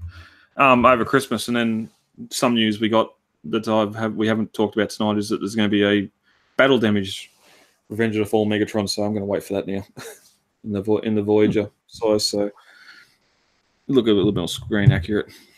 Fair enough. So in terms of figures that I want, I really want that MP36 Plus. I want that shiny Masterpiece Megatron. It makes no sense to me, but I feel like it's going to happen. And this month we are expecting Masterpiece Beast Wars Megatron to be released as well. Yes, I need to make another payment on that. That's going to be good. Yeah, I'm looking forward to that. Yes, definitely. So yeah. Max, you got anything coming in that you're looking forward to? Not particularly. I mean, I guess there's the 3A Bumblebee, which is kind of topical. So Yeah, when is that due for release? First run hits January. I'll probably get in the second run, which is after Chinese New Year. Mm. I forgot when Chinese New Year is.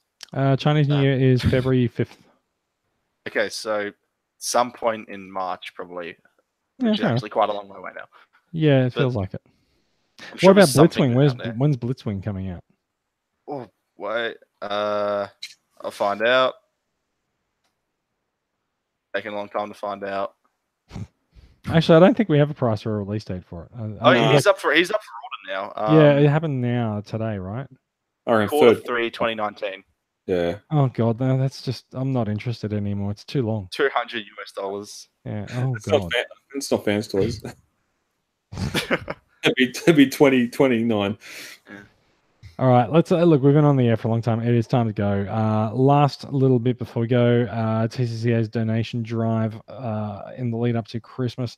Prizes have been nailed out. Thank you very much for donating, Brad. Do you have like a dollar value you wanted to announce or anything? As in donations, funds received. Yeah. It's okay if you say no. You can just edit it out. No, we sold 200. We got 218 tickets. Cool. So a dollar number that would be about 1,000. 100. Cool. Yeah. 100, no 1,000. Anyway, we are well into January, so it's likely that there's going to be some Australia Day meetups. We've started planning some stuff in New South Wales. Keep an eye out around Australia with your state representatives for things that they'll be arranging. That is it. End of the show. End of the show. We've been on for like a couple of hours arguing about Bumblebee, and we're going to be back doing more of it for probably the next 12 months. Thank you for listening, and if you are watching the live record, thank you for checking us out. Thank you for sticking with us right to the end. All of these stories and more will be linked in the run sheet. You can find the run sheet and other information in the podcast that you've downloaded or on transformersweekly.podbean.com. And you'll find all of us in the Transformers Collectors Club Australia group on Facebook. We are a production of Transformers Collectors Club Australia. It is a registered group in Victoria run by volunteers like us who donate their time and money to make the club better for everyone. Our goal is to connect Transformers fans around the country. We do it by engaging the collecting community.